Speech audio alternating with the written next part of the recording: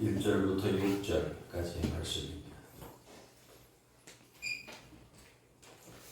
너희는 마음에 근심하지 말라. 하나님을 믿으니 또 나를 믿어라. 내 아버지 집에 거할 곳이 많도다. 그렇지 않으면 너희에게 일렀으리라. 내가 너희를 위하여 거처를 예비하러 가노니 가서 너희를 위하여 거처를 예비하면 내가 다시 와서 너희를 내게로 영접하여 나 있는 곳에 너희도 있게 하리라. 내가 어디로 가는지 그 길을 너희가 아느니라. 도마가 이르되 주여 주께서 어디로 가시는지 우리가 알지 못하거늘 그 길을 어찌하게 싸움나이까. 예수께서 이르시되 내가 곧 길이요 진리요 생명이니 나로 말미암지 않고는 아버지께로 올 자가 없느니라. 아멘. 하나님의 말씀입니다. 한 10년 전쯤이었습니다.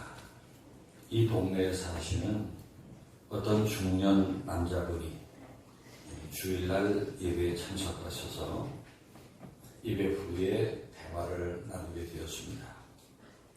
교회는 어떻게 나오게 되셨습니까? 물으니까 그분이 무슨 사업을 했는데 너무 힘들고 어려워서 교회 나가면 일이 잘 풀리려나 하고 나왔다는 것입니다. 그리고 두세 달 교회를 나오다가 발걸음이 끊어졌습니다.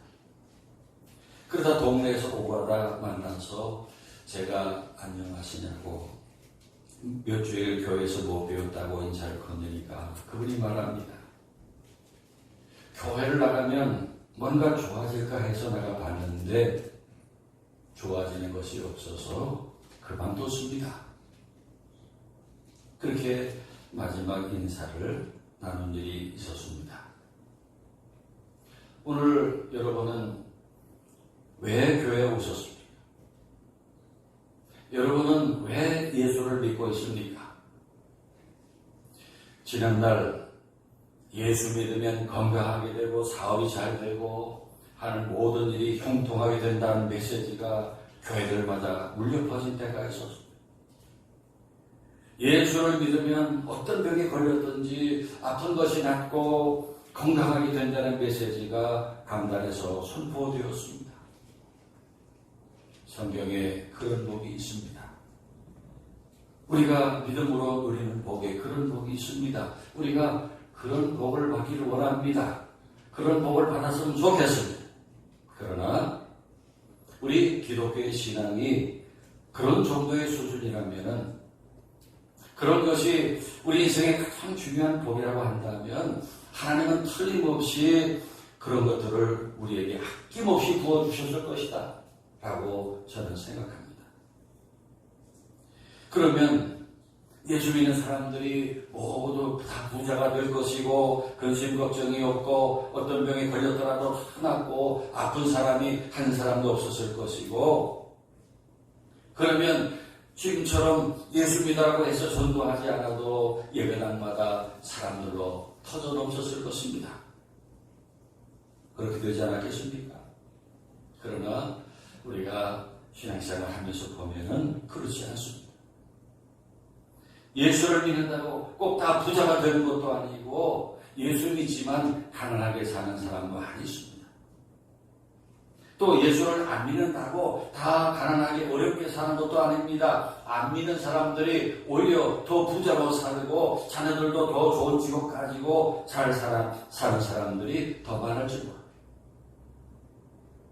물론 우리가 믿는 하나님께서 만물의 주인이 되시기 때문에 자기된 우리들에게 여러 가지 복을 내려주십니다. 어떤 사람에게는 물질의 복도 주시고 또 건강의 복, 자녀의 복도 분명히 주십니다. 그러나 우리가 그런 것 때문에 예수 믿는 것은 아니라는 말씀입니다. 예수 믿는 믿음으로 받는 복은 그 이상의 무엇이 있는 것입니다. 예수를 믿어야만 얻을 수 있는 것들이 있습니다.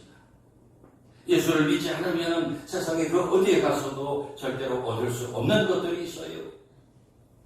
그것은 부자가 되고 건강해지고 세상에서 성공하고 출산하는 것과는 비교할 수 없는 복입니다. 그것을 한마디로 말씀드리면 하늘나라입니다.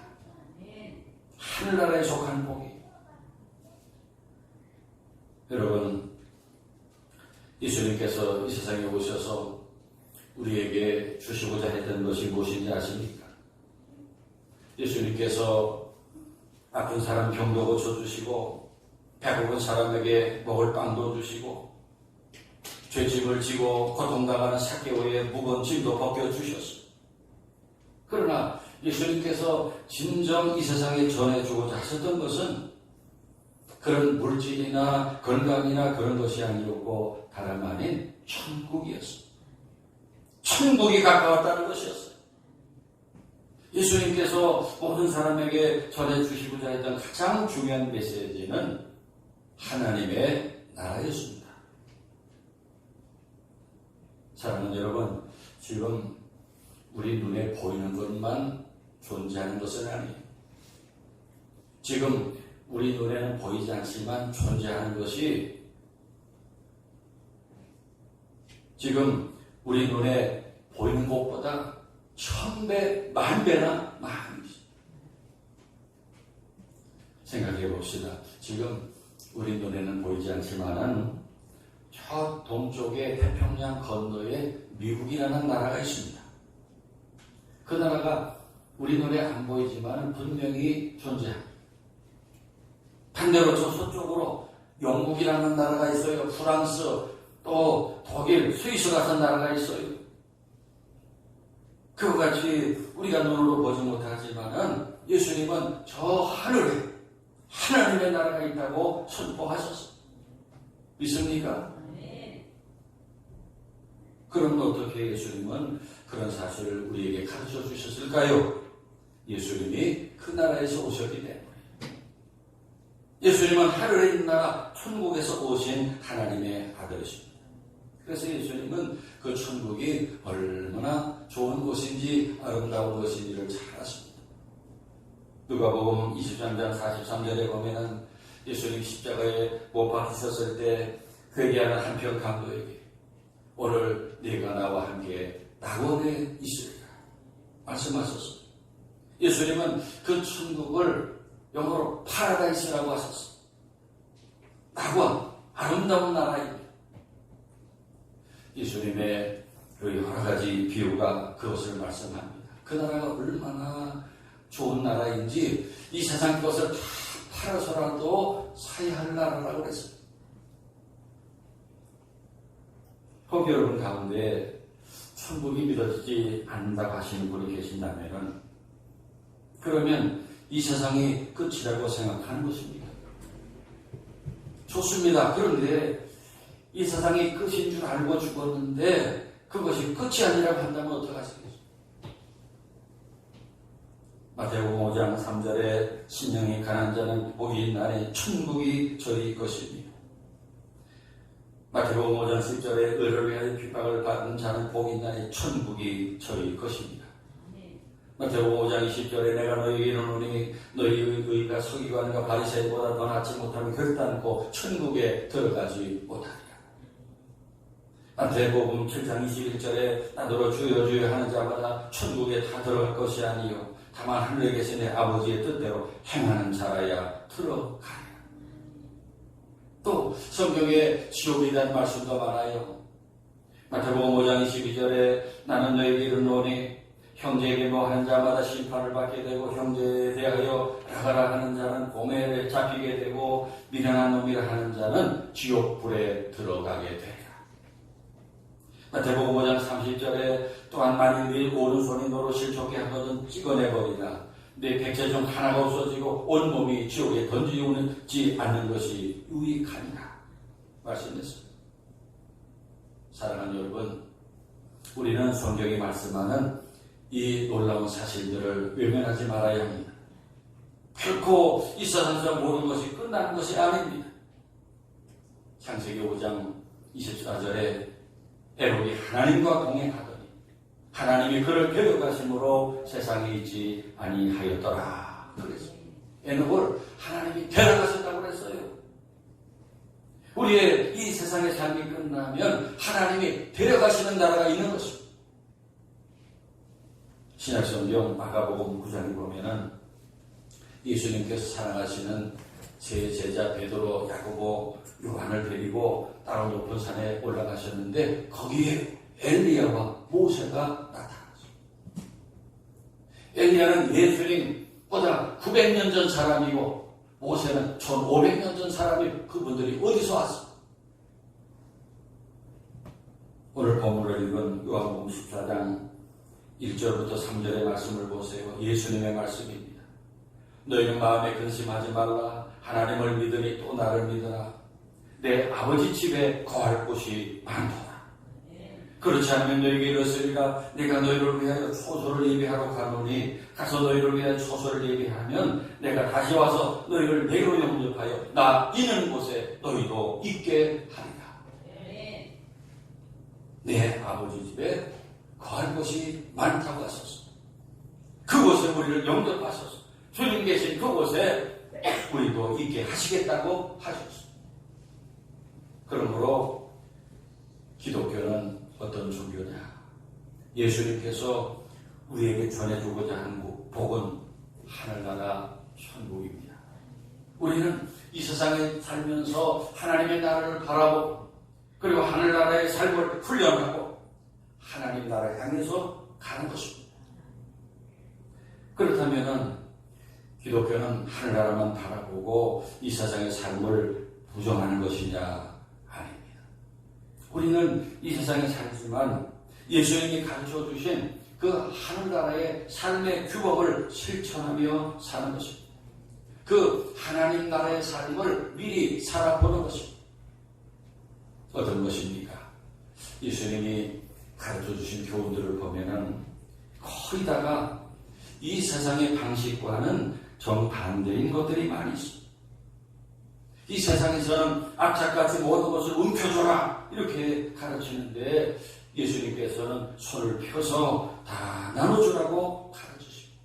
세상의 윤리와 반대.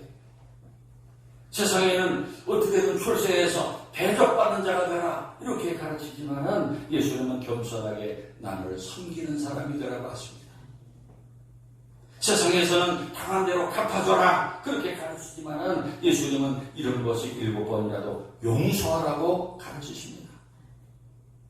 세상에서는 어떻게든 길을 쓰고 살아남아야 된다고 가르치지만은 예수님은 우리들에게 십자가를 지라고 희생하고 죽으라고 가르치십니다.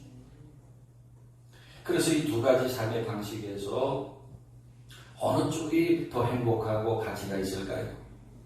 우리는 예수님 말씀대로 살 때 참된 가치와 행복이 있다고 믿는 사람들이에요.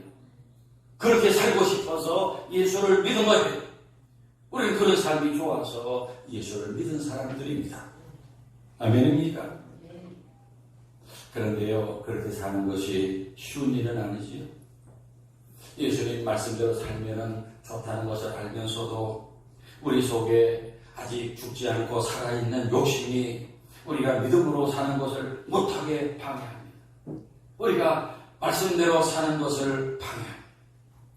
그래서 오히려 예수 믿는 사람들이 안 믿는 사람들보다도 더 인색하다, 더 지독하다, 더 못됐다 그런 말도 듣습니다.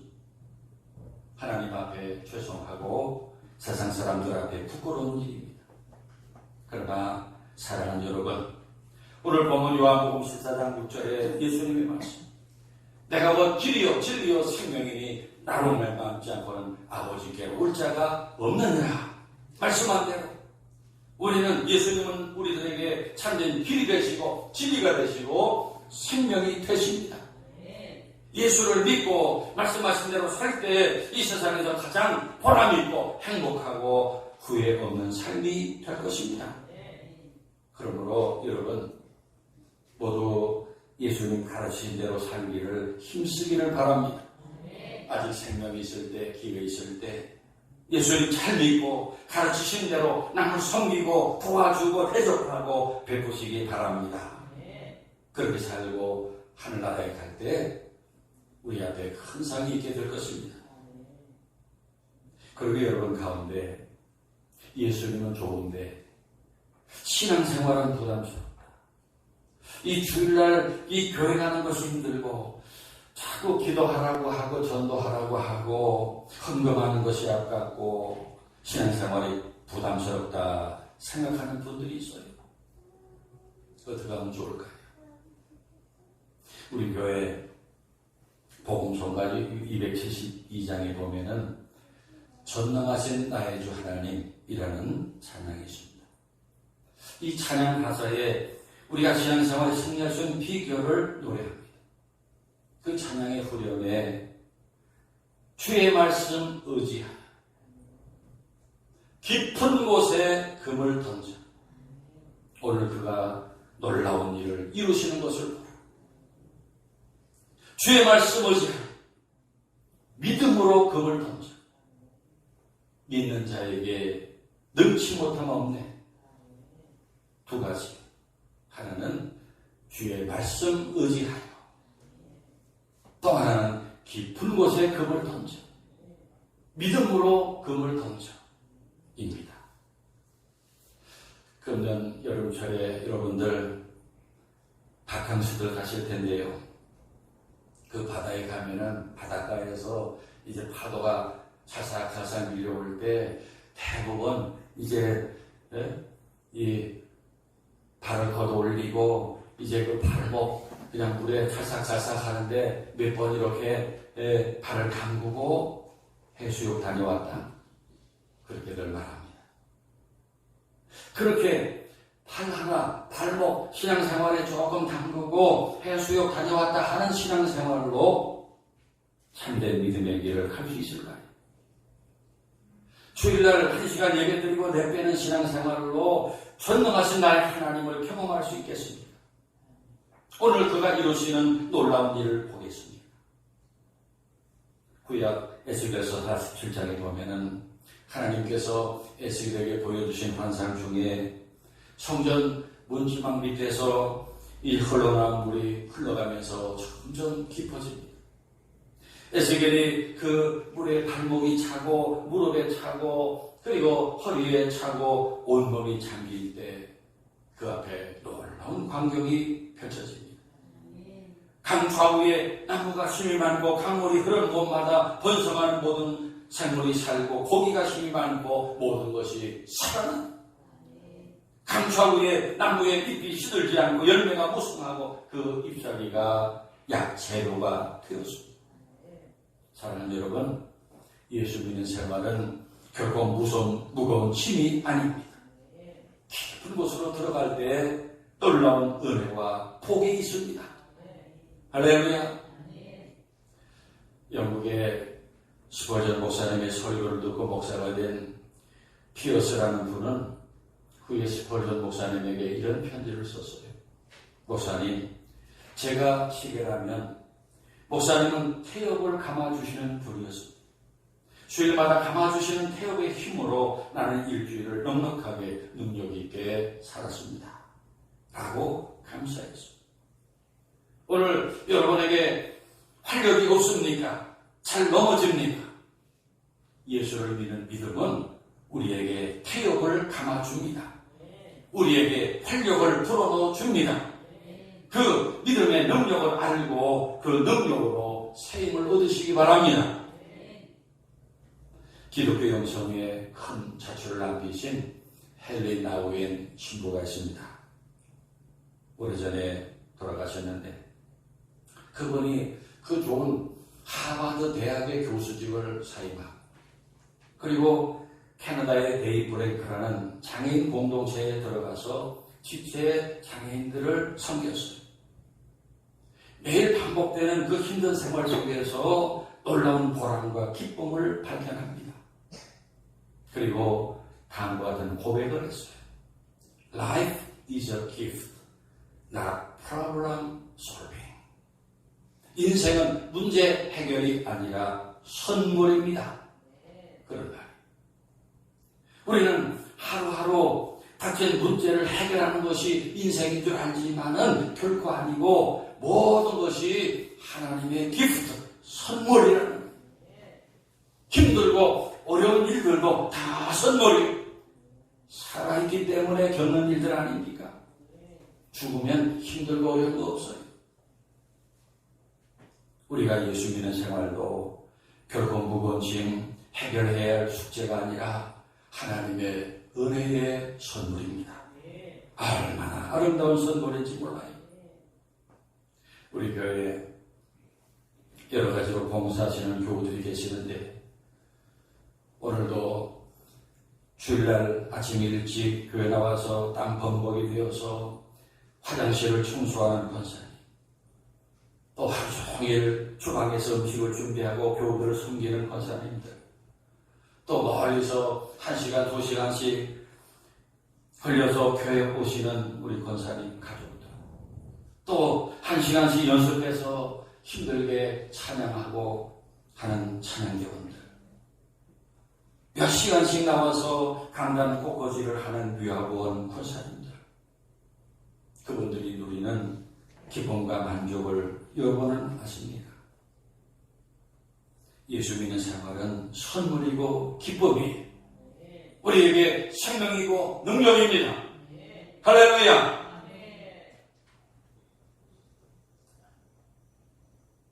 내일 모레가 이 나라 지키기 위해 목숨을 바치신 우리 선열들을 기억하는 현충일인데 이 땅과 형제 자매 가족들을 지키기 위해 목숨을 바치신 그분들의 희생이 참으로 아름답고 빛납니다.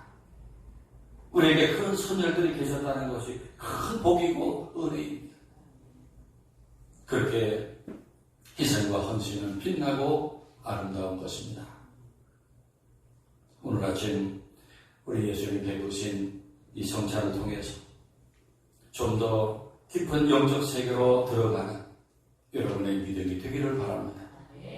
그리고 우리에게 영생과 하나님 나라를 선물하기 위해서 십자가에서 고난당하신 예수님의 그 희생과 사랑의 능력으로 우리가 충만하게 체험을 하고 좀 더 힘써서 우리 예수님처럼 사는 저와 여러분이 되시기를 축원합니다. 기도드리겠습니다.